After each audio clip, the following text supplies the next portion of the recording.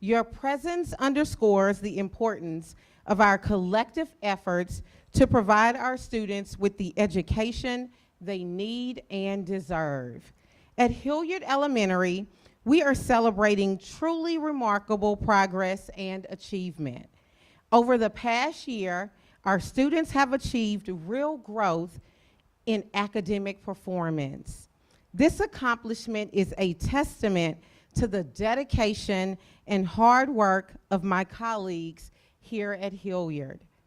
Each day, our teachers and staff go above and beyond to ensure that every child has the opportunity to excel and thrive.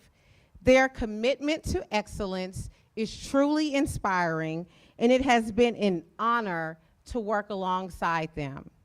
Now it is my pleasure to introduce our Superintendent, Mike Miles. He has been a tremendous supporter of our school and a driving force behind many of our recent achievements. I'll turn over the microphone to Superintendent Miles, who will share more about our success across the district and talk about how our efforts are making a tangible difference in the lives of our students. Superintendent Miles.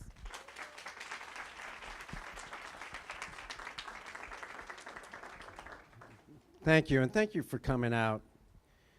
You know, if you're like me, every once in a while you step back and you think about our kids, not just the ones at Hilliard, but our 180,000 students or so, especially the underserved. And I think about the kids here and elsewhere, and they are true underdogs. Think about their lives. Think about some of the challenges that collectively they face. It's tough, and the world is getting tougher. And I know their families sometimes struggle, right? And we have so many kids challenged by poverty.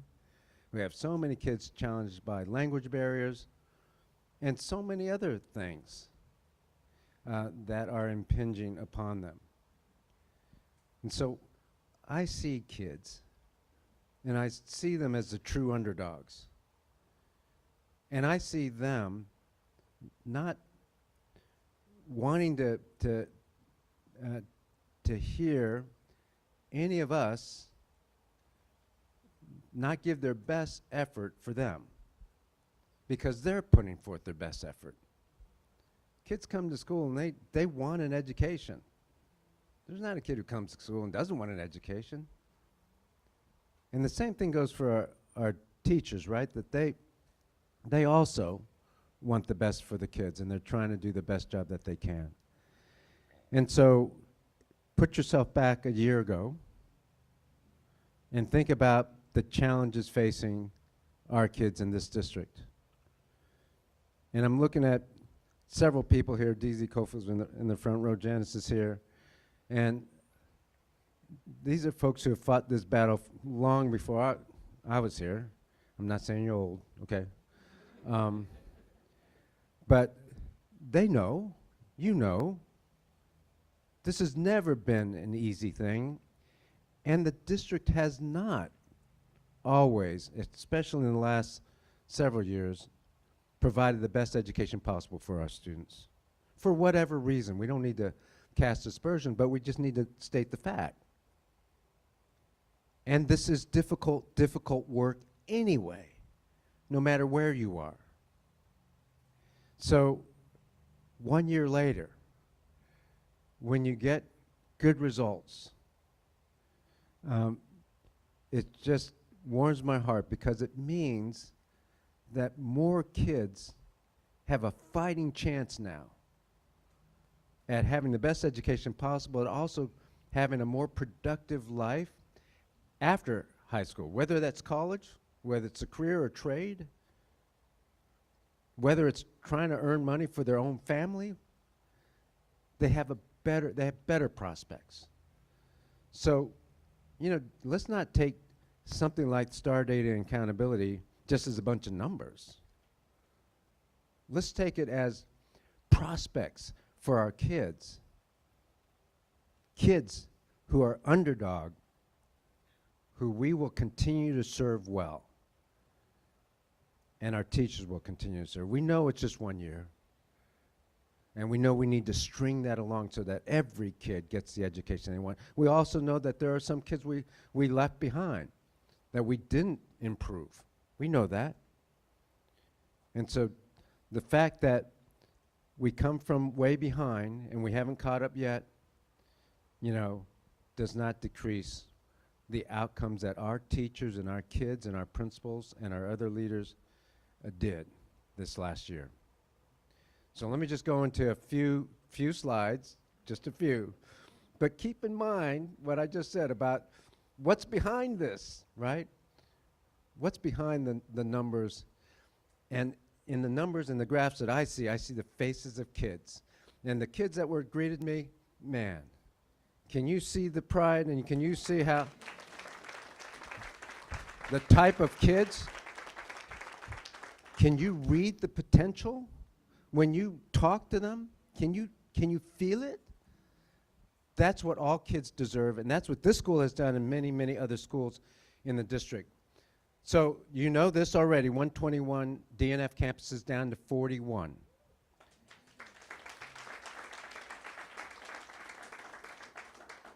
And the other end of the scale is also right, 93 A and B skills to 170? Almost twice as many. That to me is just, you know, phenomenal.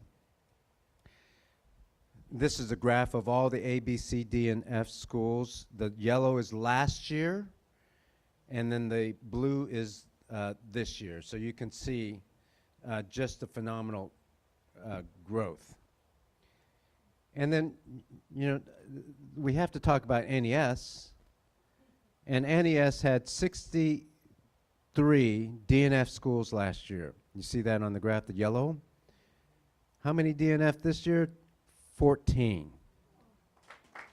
14. And 53 of those DNF campuses went to A or B. 53 went to A or B. That's also remarkable. And again, it's because those numbers represent about that 53 represents about 27,000 students who are now in A and B schools that weren't last year. 27,000 students. Now, especially 3 schools went from an F to an A, rarely ever done. Wainwright, Hilliard, Hobby. Okay, so TEA is not going to release their data yet, at least. But I heard a rumor that only 3 schools in the state went from an F to an A. So I used my critical thinking skills to claim that probably they're the only 3 in the state that went from an F to an A.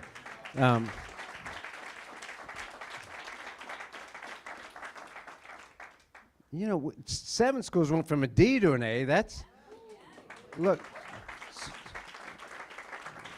So for public folks who may not be educators, we push hard for a school to go from 1 letter grade to the next.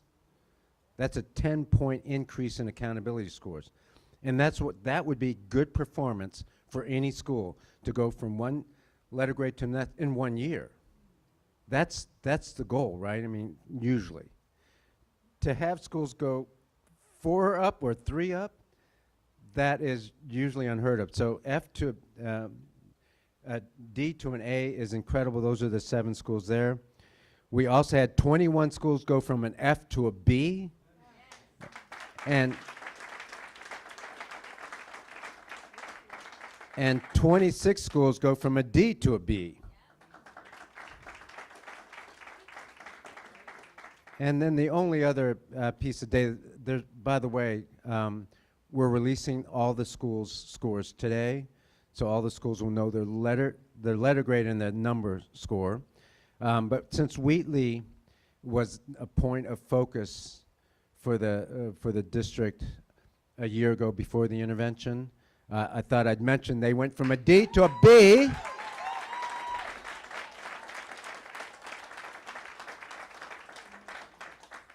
So, real successes, guys. Let me close this part by saying again, thank you to everybody who contributed, and I know behind these numbers and behind the teachers and the principals are parents, community members. I mean, I'm looking at folks who have done incredible work to support our schools. And all of that adds up to the support of a kid in a classroom. That the kids that are meeting and greeting us, you got a little part of that, right? That's what we need to continue to do. Especially, I gotta do a special thank you to the teachers, because NES and the focus on the quality of instruction was hard. We've shown video clips at Convocation and elsewhere where teachers said there were tears at the beginning, and I gotta admit it was hard. And it is hard work. We can't apologize for that, teachers, right? I've been a teacher. I know it's hard. It doesn't matter where you are. You can be in an A school. You can be in a different district, even in HISD, and it's tough. And I mean that. Being a teacher is tough work, but it was particularly tough in HISD under NES, and that we got to acknowledge. And so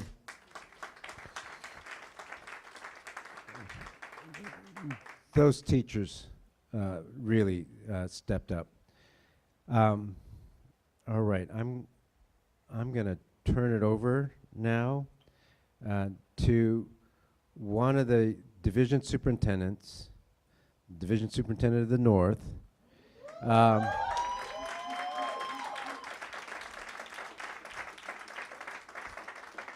Who had the most original NES schools and the largest percentage of NES schools in his division. And he's done an incredible job. His name is Orlando Riddick.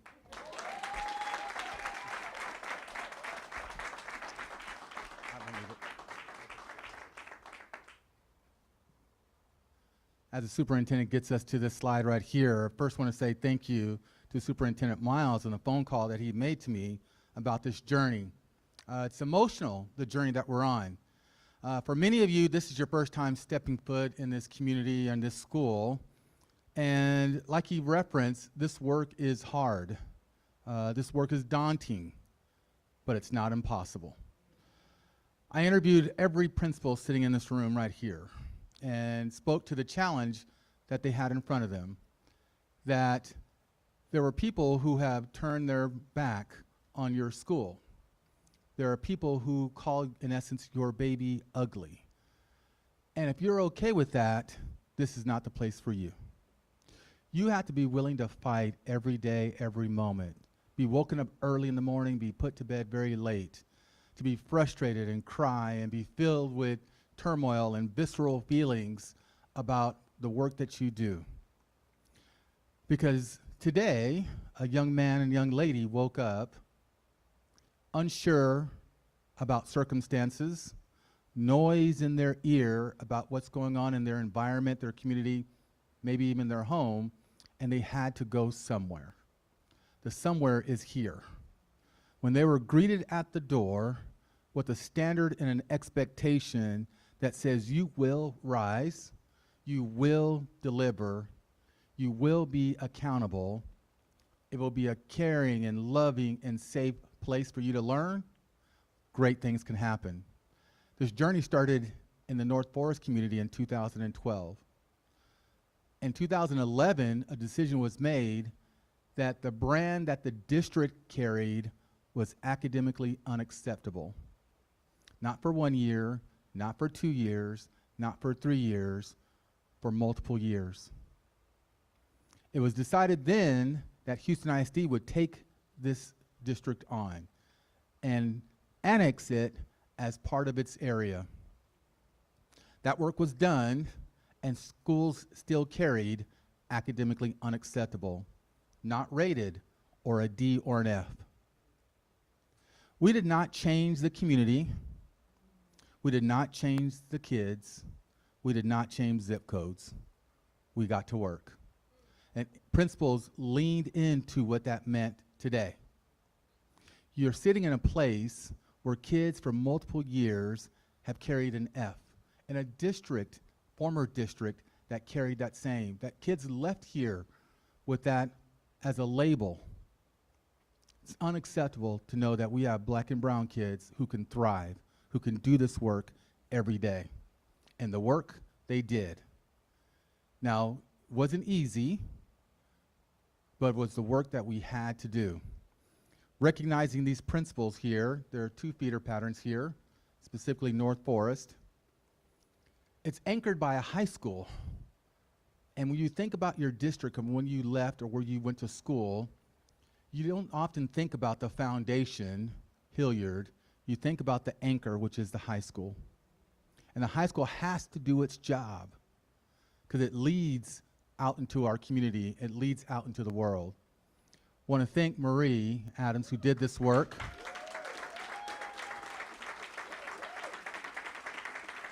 North Forest High School will be a B-rated high school. It says so much for the pathway that's designed for when kids exit and step out into the community, into college, into the world, that they take a sense of immaculate pride with them as they take that journey. Forest Brook Middle School, which is the in-between, the leverage point between the foundation and the anchor, Forest Brook Middle School will be an 89. 1 point. 1 point from an A. And the challenge today is don't leave points on the board. You play your card, you play your hand. We don't leave points on the board, so she knows what she's going after this year because it will be an A campus. She will deliver. Elmore Elementary School is 2 points away from being a B. It's a 78. And Webb, the work that was done for you to drive and take that on, tremendous and outstanding.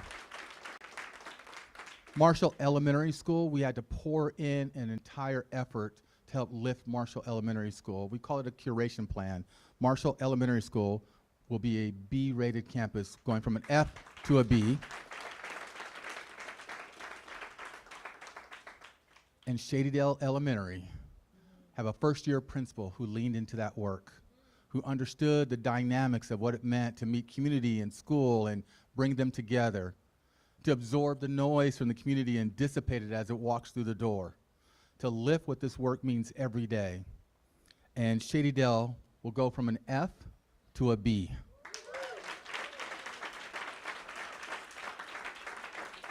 So in our community, we have a stellar early childhood center, Spawnwood Early Childhood Center. It sits as an anchor, what I call our bench. It sits for our bench. The future students who are about to walk up into these amazing places and put their feet in these hallowed hallways to hear and see, and the language and the nurturing and the academics, the literacy and numeracy that will come every day is what's going to be delivered.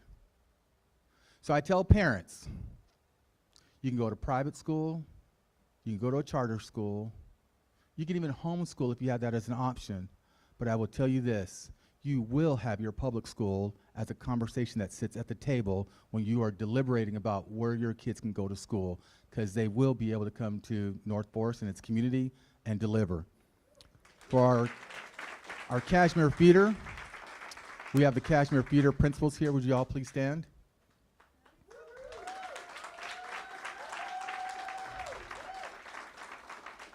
Thank you. The work continues across the district. We are not doing one-offs. We're doing whole-scale systemic reform. This work begins in Cashmere, where they drive this work. Cashmere High School will be a B-rated high school. It will trickle all the way down through this work for the work that's being done. I want to thank you for being here. I want to thank Superintendent Miles for the work that he does tirelessly, 7 days a week, to drive what this means for every student who walks through the door. You got to meet just a sample of what sits around our community, what sits here at Hilliard, what sits at McGowan, what sits at Wainwright. Students who are ready to deliver, we just have to meet them with the success and drive the standard. I want to now introduce Ms. Paula Mendoza, who will be sharing words from the Board of Managers.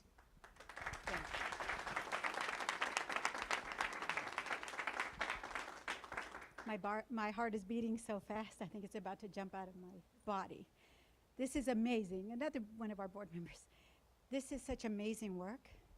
I came last week and I went to about 7 different schools to see the difference between last year and this year. Last year, I'll be very honest with you, the board was learning. What is this NES? How is it going to work? I was amazed at your school when I walked in. The transformation was unbelievable. I do know this community. We talked a little bit about that. It's been some time since I've been on this side, but I was Homestead, kind of Tidwell area, so I did know the community, and Smiley and Forest Brook and all those schools. And so it gave me great pride when I left here, and I'm glad that you asked me to come back to share that. Through the visits that we had during the week, I remember looking at my watch and going, it's 10 o'clock and these kids are learning. What's going on here? It was just so good to see our kids that are in these communities learning in their first week of school. I too want to thank Superintendent Miles. The board and what we do is probably this much of what you guys do and what the administration does. You know how much I talk about the area superintendents and what you all are doing. You guys are doing amazing work. The teachers and the principals, I could never do your job. It is incredibly hard and it is transformational. So thank you from the bottom of my heart, and on behalf of some of the other board members that may speak today, I wanted to tell you that. And to let you know that at a board level, we support you, we see you, we hear you, and thank you so much for what you've done in our communities, and I speak in our Black and brown communities. We cannot leave our children behind. They need to learn and be educated and see them at all of the universities, or if some choose to go into the workforce. I'm an employer. I thank you for that. Many of us on the board are employers. We thank you for educating our youth so they can have a better life and have a better life for their community and for their families. That's what we want for our students, to be educated. So thank you on behalf of me personally, and then our board members. So I believe board member Angie's gonna come up and talk to you. Thank you. Thanks, Paula. Again, I want to mirror the congratulations and the thanks, and I want to speak more to the teachers. I'm a sitting classroom teacher now. And so when you're a teacher and you've been teaching for, 26 years, you got teacher friends. So my teacher friends in HISD call me, and I want to speak to what I heard throughout the year and what I heard from you, tremendous leaders. I know it was a tough year. I know there was a lot going on. So those fall conversations were dicey. But as we continued, as I continued to listen, and as we talk about the children building their confidence and their ability to succeed, the same thing was happening with our teachers. And we know it was a tough year, and I empathize with the stress and with the change and all that they were learning. But what I heard from my friends as they were going through the process, they were also building that muscle and that confidence and understanding that this is a system. It's not just me against the world anymore in my classroom with the kids. I have a whole team. I have my leaders that are academic specialists that care about whether or not I'm good in the classroom. And guess what? Great teachers are all about that, because they can be a little arrogant about what they do, so bring it. So what I say is I appreciate our teachers that were willing to do the work. I appreciate our leaders that were willing to grow in your leadership in showing what great instruction was, and then wash, rinse, repeat again and again. And I want to talk about, last spring I talked to some of my friends after tremendous success in their NES schools, and the way that they were walking tall and talking about what they did with their kids. I had phone calls at the end of the year about the fact that the children wouldn't go home. And they said, everybody says it's so strict and we don't have a heart. Well, they won't go home, and I want to go home. So I know what was happening in the schools. I know that accountability and that discipline and that love and that care, That's what the kids were feeling in our schools this past year. I know that's what you're doing again this year, and I just appreciate you. I appreciate our school leaders. I appreciate our teachers for doing the work, and for all those new teachers that heard about this and came for the challenge to meet it. I'm just really excited, and we appreciate you and support you, and we look forward to more to come. Thank you so very much.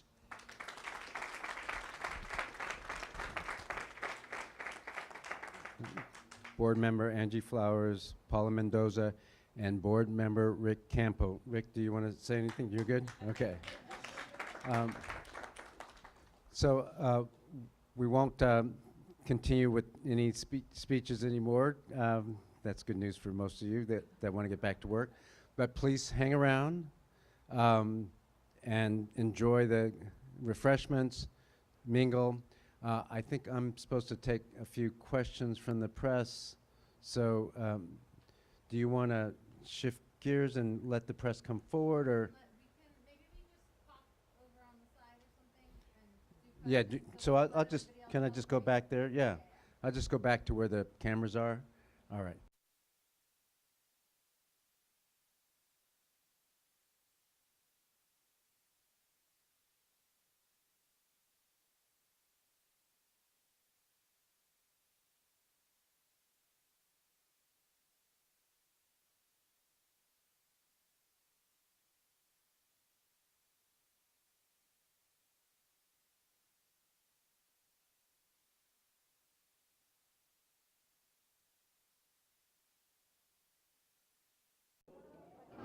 Check 1, 2.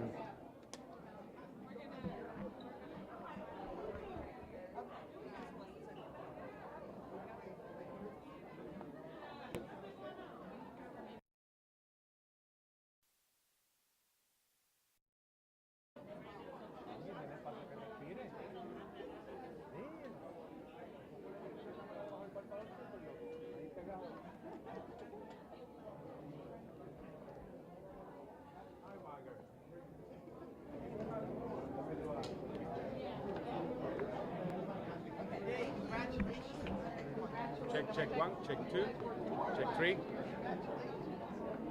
Check 4.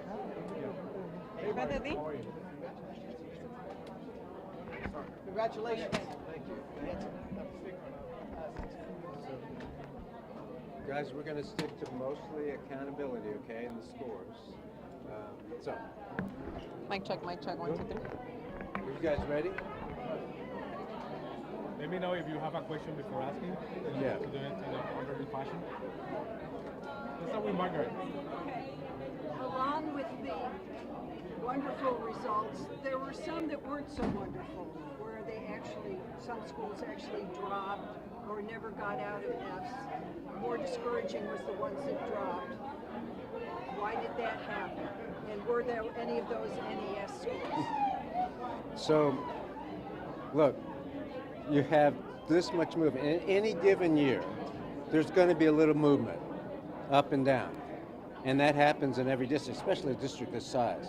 So there's a tidal wave of movement from the lower performing DNF, C to here. So the fact that there are a handful of schools that dropped hopefully doesn't capture your imagination as much as the ones that moved over here. What's the reason? The reason are the same reasons that the schools moved from here to here. The absence of those rates, so the opposite. So what are those reasons? First of all, an instructional model that works really well, but it's all together, not just one thing. It's high quality instruction materials, a really strong curriculum. It's the quality of instruction in the classroom every day. It's staff capacity, the ability of the staff to deliver or implement high-quality instruction. It's leadership, a person who can not only help grow instruction, but inspire the staff, and then culture, a culture of continuous improvement. So if you look at any one school and try to ascertain why they either moved this way or the handful of schools that went down, that's the reason. How were your expectations different from reality going into this report? Yeah, so I knew that we could move forward. I didn't think we would do this well. Again, I knew we would do well, but this is phenomenal.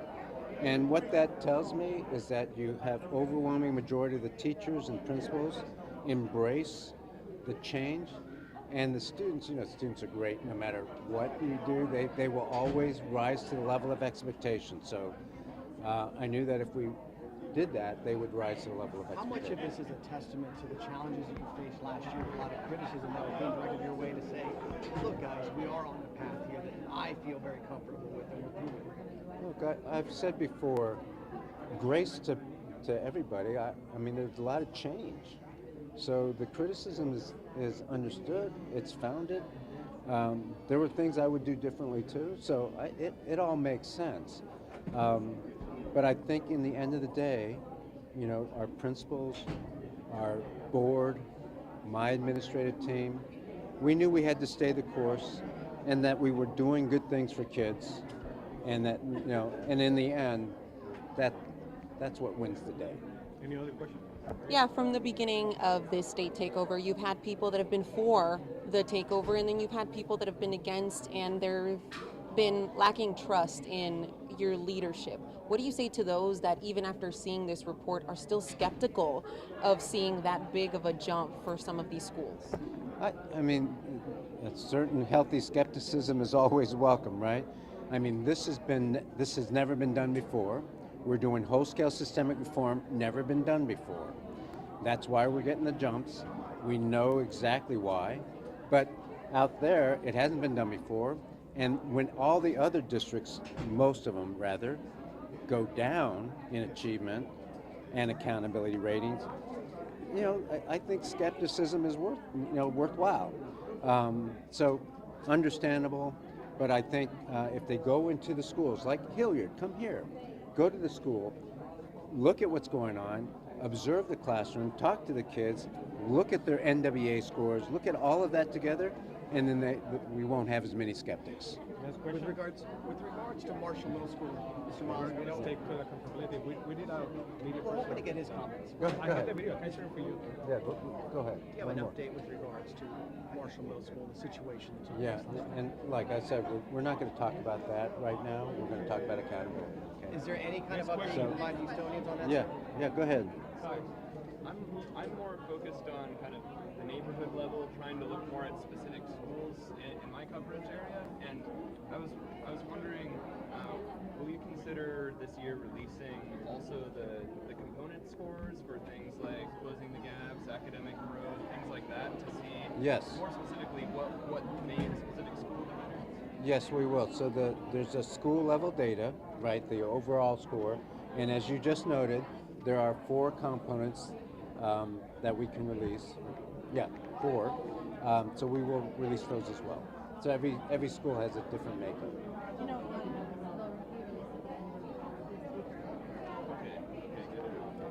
Any other questions on accountability? While we know that you're here about the grades, there are some questions that our viewers have, parents, about heat as well. Can you at least speak to the heat situation? We will answer all those questions at a different press conference, and we put out some information already this weekend and today that will help answer your questions. Do you know when that news conference? That came out. Yeah. Do you know when the news conference is going to be? We'll talk to you, sir, because we have questions for you. We'll follow up with you about that, sir. Yeah. We'll We'll follow up. We just have questions. Do you understand? And they're I nothing do out of the understand. ordinary. I do understand. All right. Thank you, everybody. Appreciate it.